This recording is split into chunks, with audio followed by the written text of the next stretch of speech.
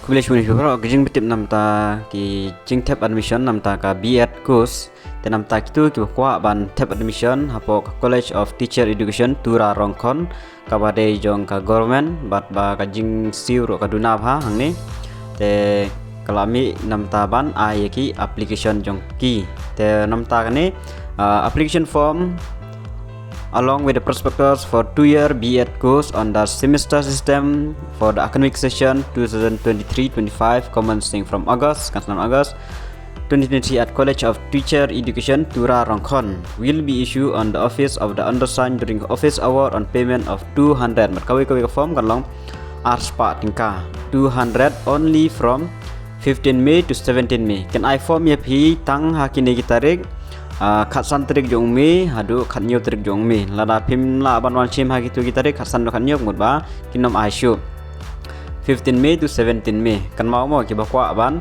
tab admission hang ni ha College of Teacher Education Rongkon from 10 AM to 12 PM tang kapor belong shipho baje mestep hadu kat ar baje jan mit tang shipho do kat ar original mark sheet of the last examination need to be produced at the counter before taking the application form. You don't come with original mark sheet but your application form.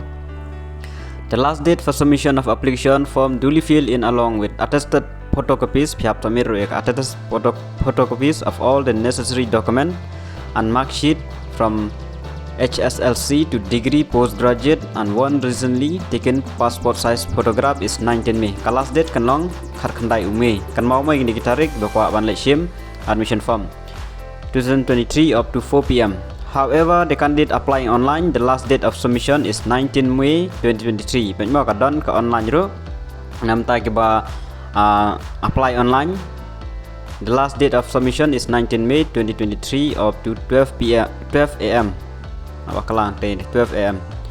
Late submission of application form will not be entertained. Submission in incomplete form will be rejected. Kin sa reject ma.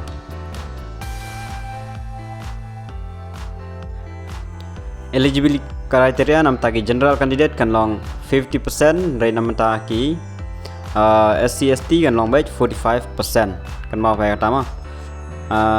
Detail for the written test roll number shall be displayed on 29/5/2023 evening. Kinsa pen I ha ka arkunaitek namta ka written test but namta ka personal interview kinsa pen I tang ki bapas kinsa yo poi ha ka personal interview.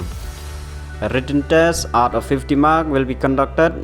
Date san phomak ngo tang san phomak kin conduct the ka date kan long 30 May 2023 Tuesday sakan mau ka tarik ka venue ka de bi ha po Rongkon hi College of Teacher Education Tura Rongkon.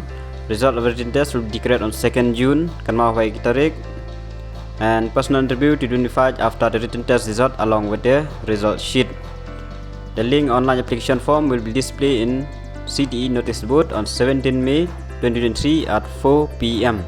Tekitu kibedai nabar jong Tura pada phikwa ban register online te phap visit ya ka website jong ka College of Teacher Education tekan sa penmi ya ka link ada application will be display kan sa display ya ka notice board on 17 May at 4 PM saw baje kan display ka link ma hadum ta 4 don ka link tekan sa penmi ya ka link ha kan yo ter umi te ki offline bade kan last date kan dei hatsan du kan yo umi kan mau bayar tama.